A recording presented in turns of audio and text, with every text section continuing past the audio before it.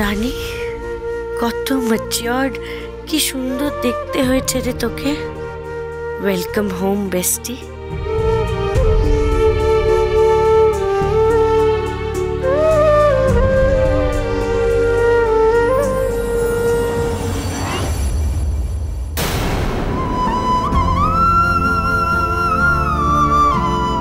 আমি জানি দেব, তুই আমার উপর প্রচন্ড অভিমান করে আছিস, কিন্তু তোর এই অভিমান আমি বেশিক্ষণ থাকতে দেব না, খুব তাড়াতাড়ি মিটিয়ে নেব।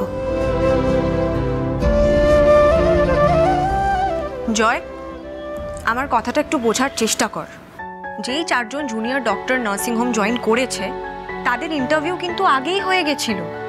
ইন্টারভিউ ক্লিয়ারেন্সের পরে অ্যাপয়েন্টমেন্ট লেটার পেয়ে তারপর ওরা নার্সিংহোম জয়েন করেছে। আমরা ওদেরকে কন্ট্রাক্ট সাইন করিয়েছি, তুই বুঝতে পারছিস? এর মধ্যে যদি আমরা কাউকে বাদ দিয়ে দিই সেটা কতটা অন্যায়ের হবে। অ্যান্ড ইটস অলসো ইলিগাল, সেটা তো তুই বুঝিস। আর আন্টি, এটা কিন্তু তোমাকেও বুঝতে হবে, প্লিজ। হ্যাঁ, মানে আমাদের সবাইকেই এখন একটু বুঝে শুনে চলতে হবে, তাই না ছোট মা? জয়, রানী যে কেমন মেয়ে সে তো তুমি সব থেকে ভালো জানো।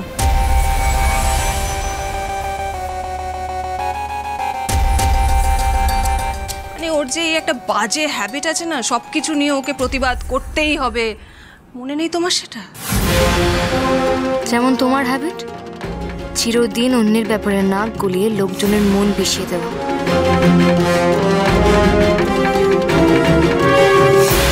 তুমি হয়তো ওর ইন্টারভিউ নিলে, এবার ও যদি উল্টে মেডিকেল বোর্ডেই কমপ্লেন করে দেয় তখন?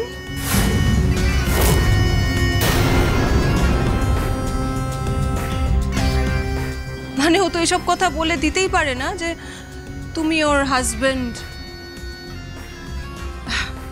ওদের নিজেদের অশান্তির জন্য ওরা এখন আলাদা থাকছে, তাই তুমি ওকে ইচ্ছে করে হ্যারাস করছো। তখন